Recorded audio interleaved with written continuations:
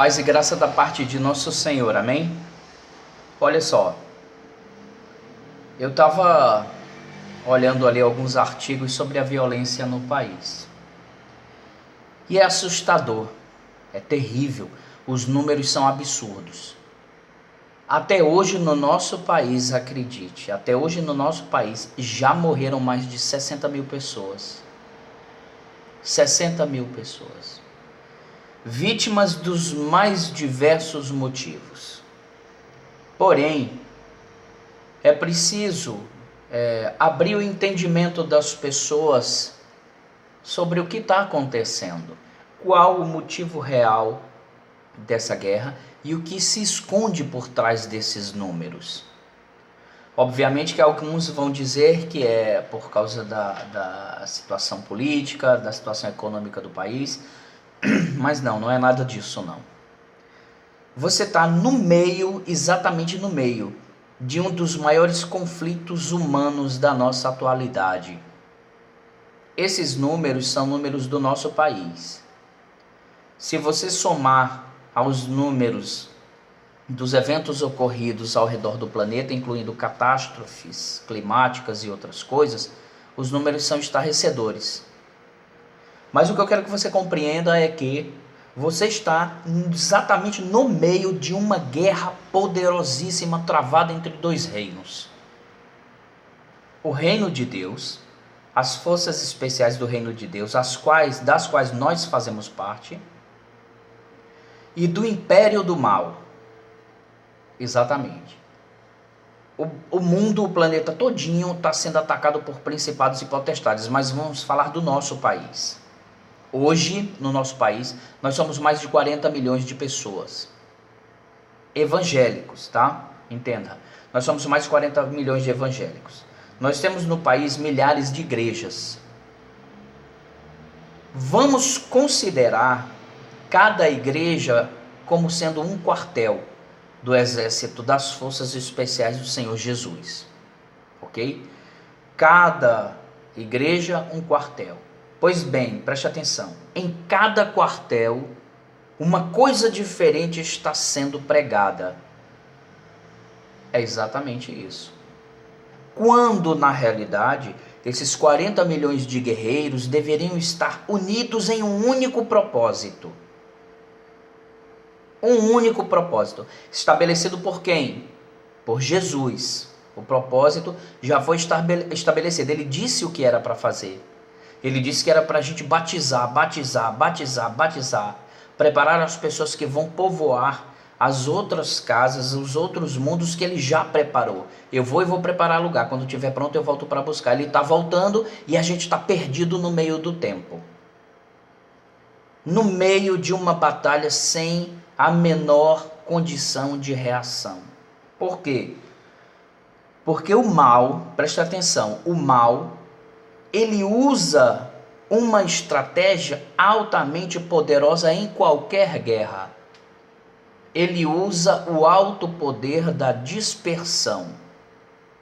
Você tem 40 milhões de soldados completamente dispersos. Um soldado disperso é presa fácil para o reino das trevas.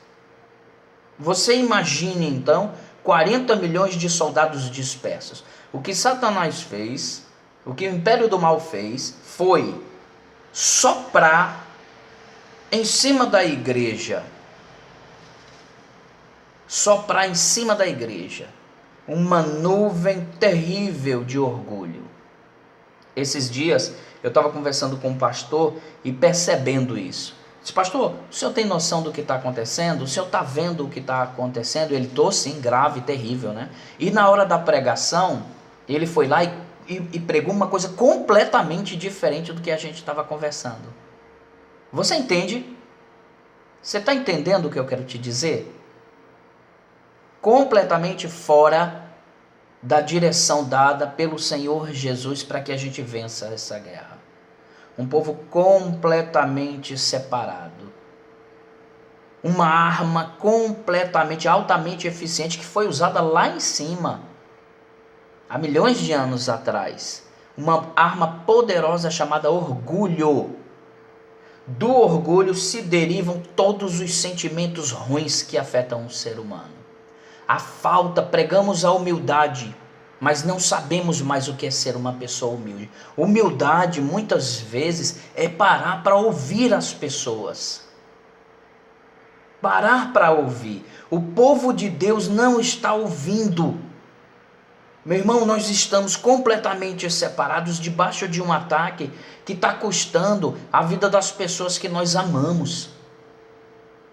Filhos, amigos, entes queridos, sendo exterminados como se fossem pó.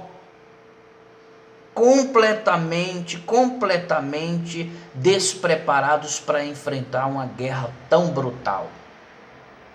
Enquanto isso, veja aí o que está acontecendo com o nosso país. Às vezes a gente senta na frente da televisão, meu irmão, e fica estarrecido com a guerra no Oriente Médio, fica estarrecido com os atentados, atentado em Londres, atentado nos Estados Unidos.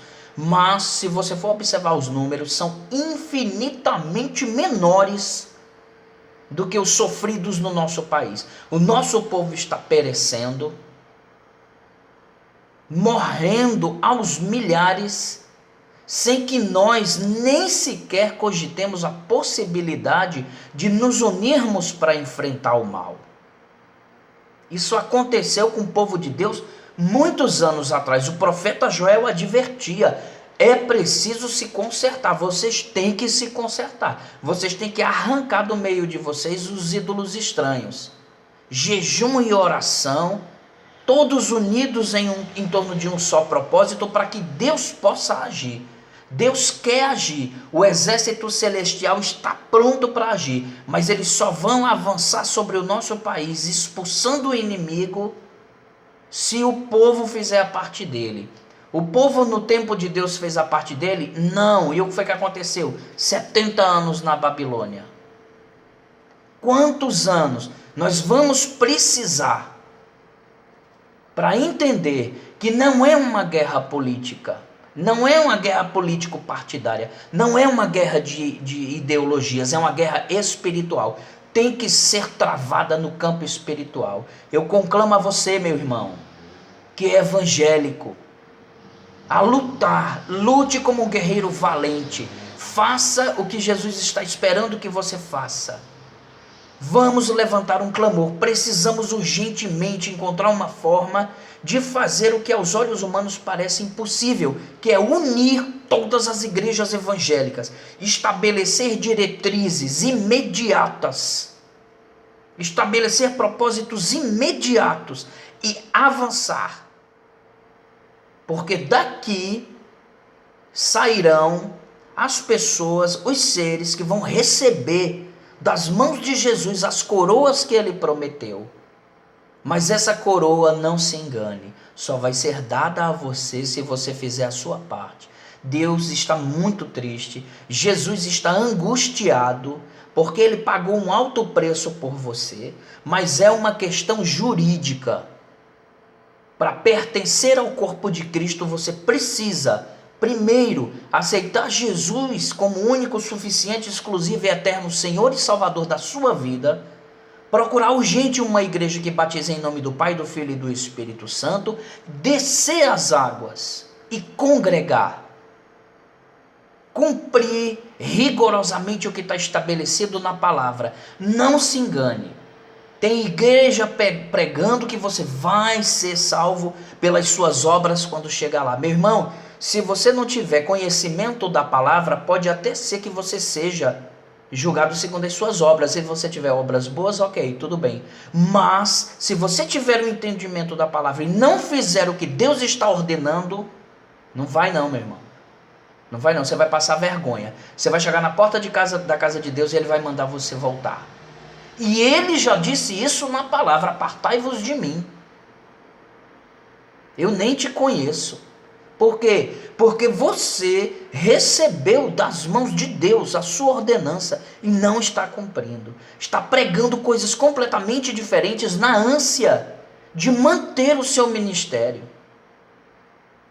Meu irmão, Deus é o Deus do ouro, Deus da prata. Toda a riqueza do universo pertence a Ele.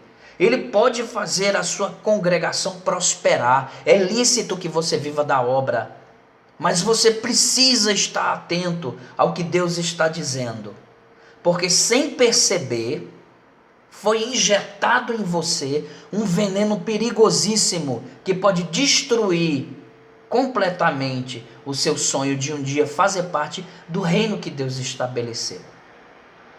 Meus irmãos,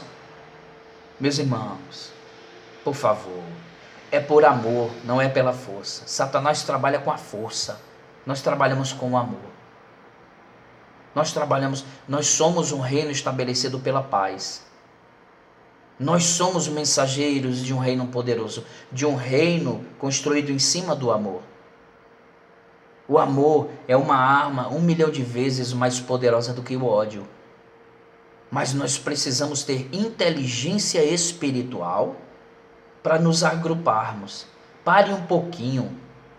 Pense que lindo seria se nós conseguíssemos, e nós vamos conseguir.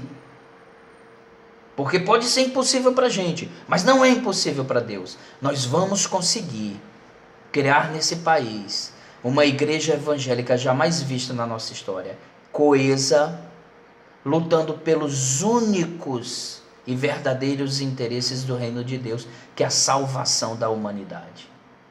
Pensa nisso. Guarda essas palavras no teu coração. Tá bem? Eu amo muito você. Deus abençoe poderosamente a sua família. E eu trago uma mensagem para você da parte daquele que me enviou. Deus, no passado, usou até um jumento para falar. Lembra do profeta Balaão? Até um jumento falou. Ele pode usar o que ele quiser, meu irmão. Ele pode fazer tudo por você. Ele não vai deixar faltar absolutamente nada para você. Meu irmão, que coisa linda. Que coisa linda. Ele não deixa faltar nada. Elias... Corvos, meu irmão, corvos traziam comida para Elias, pão e carne, que coisa linda. Deus falando com os corvos, façam isso para mim, pega a carne, pega o pão. Você já pensou, um corvo conseguia carregar um pão francês? Não, mas milhares de corvos, cada um com um pequenininho pedaço de pão na boca, um pequenininho pedaço de carne. Aquelas aves foram orientadas por Deus, as aves sabiam exatamente aonde pegar o pão, aonde pegar a carne. Deus sabe exatamente onde é que está o que você precisa. Ele ama você, ele é desesperado pela criatura humana, mas a gente precisa reagir. A gente precisa reagir. Meu irmão, nossas horas estão contadas, a gente está prestes a partir. Mas aí eu pergunto por você, eu pergunto a você, que tipo de casa, que tipo de planeta você quer deixar para as pessoas que vão vir depois? Se é que ainda dá tempo de vir. Faça essa pergunta a você mesmo. Deus é o Deus da provisão. Meu irmão, Deus falou com um peixe, e o peixe já sabia onde existiam as dracmas. Deus já sabia.